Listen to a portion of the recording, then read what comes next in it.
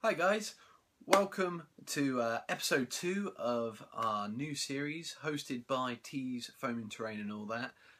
The series, of course, if you don't know, is called The Road to Oklahoma City, or OKC, 2016. So last episode we looked, basically I gave you an introduction to the game that I'm planning to host, take with me, let lots of people play at the Warlord Games convention down in Oklahoma City next year, 2016. I think it's actually in or around Father's Day, so it's going to be a good Father's Day next year. And who knows, maybe I might even be a father next year, but that's a completely different story. Anyway, let's get back on to wargaming, because that's what we're here to read about, or to hear about. So, last week I showed you some literature that I bought, that I've been sort of looking at in preparation for this game, and I thought I would share some more literature with you to start off with. So I went to my local library, which is always a great idea when looking for books, and I found this book, which is actually it's in a series that I've got a few for already. I've already got a few of the series. This one's called Lightning War. I didn't have this one, obviously, and it covers the invasion by Germany of the Low Countries and Belgium and France. So this is a great book. It's got some great diagrams, maps, pictures, and lots of information as well. The second book is this one. It's called Blitzkrieg. I'm not sure whether it's part of a series or not, but it's very informative, and again, it covers the invasions of... This one actually has Poland in as well, I believe. So it's Poland, the Low Countries, Belgium, and France. So very informative, and as I say, I'm using these to do some background reading to get more information, so that I can put more detail and more kind of get the feel of the period into the game. So hopefully people will walk away going, wow, that was a great game, really kind of capture that feeling. So that's what I'm going for. Anyway, so last week, not only did I show you some literature, I showed you the armies. Some of them have been actually out this week on the table playing. Unfortunately, unpainted, but it's better than nothing. It's always good to have a game. So actually, I did a quick game with a friend of mine. His first ever bolt action game. He really enjoyed it, so that's good. And we'll see more games in the future, hopefully. So we saw the armies, we saw the books. I will be reviewing these books in some other videos, and I got a bit of a twist to my reviews, so look out for those. But anyway, I showed you last week, I showed you the French town hall, which I started at the OKC convention this year, which hopefully will make it onto the table next year. And I also showed you the stone bridge, which I started, which is going to be the centerpiece really of the table. So I'm going to show you those today to show you the development. I have been very busy this week with work, so I haven't got as much done as I'd like, and I've also been working tirelessly to sort out the YouTube channel, which this will be up on, and I will be kind of, I guess, announcing its presence with this video. So for you guys obviously watching, my channel is called T's Creative Ramblings, and the reason why I've done that is because the channel is going to cover everything that I do creatively. So whether that's the crime mystery fiction books that I write, or my comic books that I'm writing, or my wargaming, or my model railways, or just anything that really comes up that I want to talk about. So it's all in there, but they'll be in playlists, so it'll be hopefully user friendly. Anyway, let's get on. So time to do a bit of reviewing. Let's take a look at that French townhouse. Okay guys, here is not the French townhouse. This is in fact the French town hall. Apologies for that slip. As you can see, it has grown, it has expanded. I now have some lovely steps at the front made out of some pink insulation foam. Lovely pillars made out of dowel, and again I've got a roof there as well. On the back I also have the steps, and I have a roof, not as posh, probably kind of the working people's entrance, as we say. So that's in place. You'll notice as well on the lower floor. Obviously, I've got all the detailing around the windows, but I've also put in some brickwork or stonework. I've also done the stonework on the corners as well. The top floor, I now have sort of structurally built. Now it's about the aesthetic. So I'm putting in, as you can see, the stonework again, putting in the cornerstone work. There will be some on these corners as well. Inside as well, I haven't done all of the skirting board and the picture rail yet, so I've still got to do that. In terms of the system that I essentially designed or stole, however you want to look at it, it works. So just bear with me, because actually all these individual pieces are separate. The reason for that is that I plan to take them apart and paint the insides of each of the rooms first before I stick it together, and that way making it easier. I will probably paint the floor a sort of a brown colour to represent some floorboards. The walls will be various colours, maybe beige and stuff like that, that you'd probably see with wallpaper. And then I'll go over the details of the skirting board and the picture rail in a brown, and probably finish it off with a wash. So that's kind of the idea behind why it's not put together. But when it is, it will look something like this. The first section, the first floor will come off as a section like this. You'll be able to pick it up. You'll be able to put troops in there. But you'll also be able to put troops in the lower floor.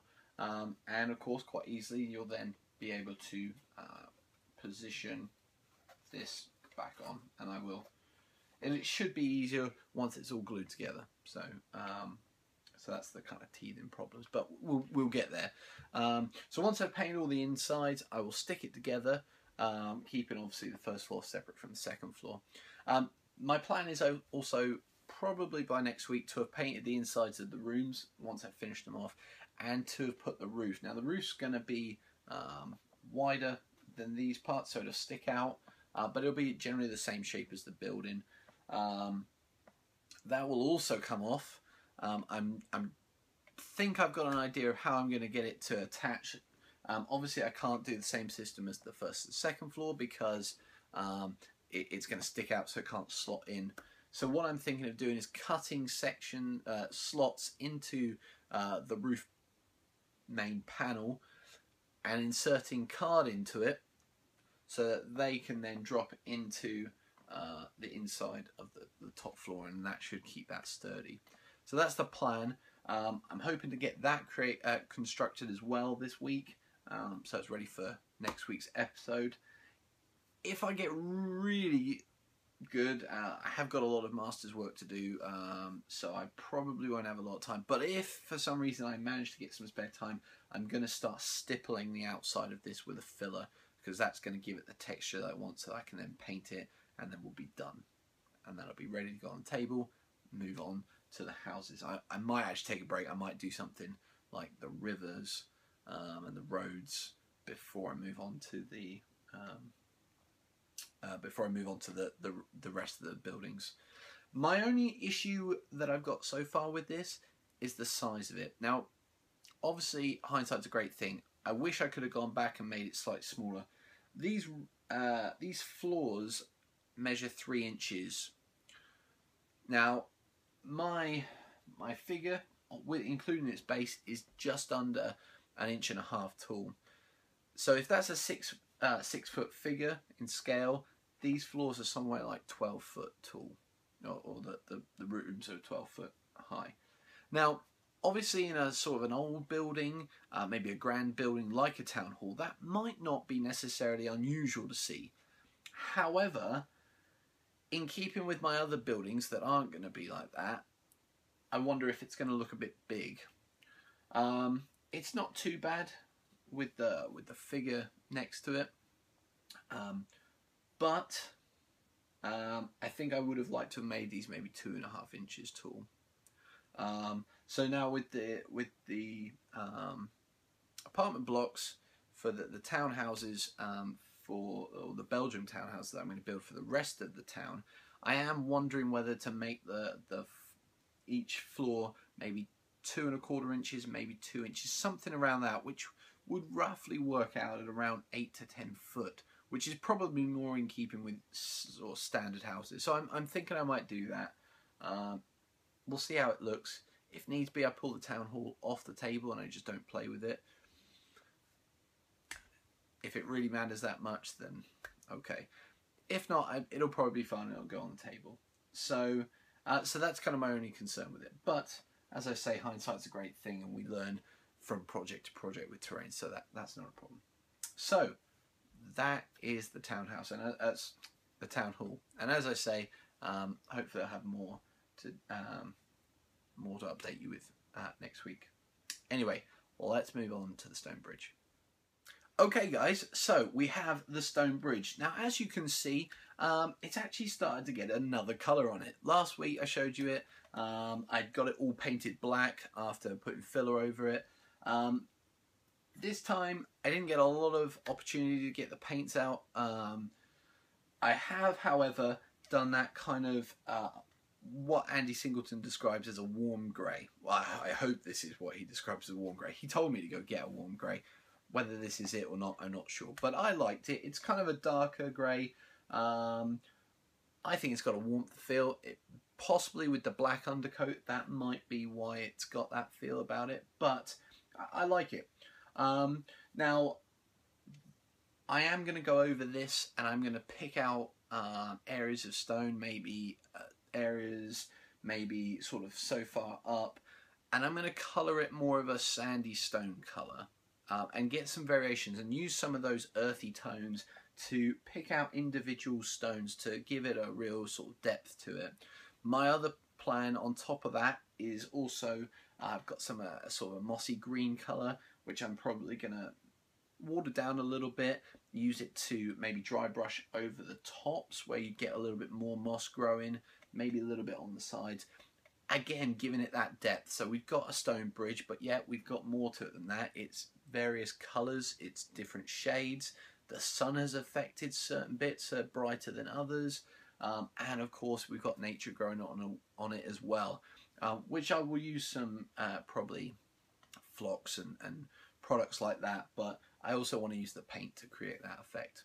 So really, as far as the bridge goes, that's as far as I've got so far. Remember the road I talked about putting green stuff over it? On Tuesday I'm actually going to be going up to the big city, which is about an hour away.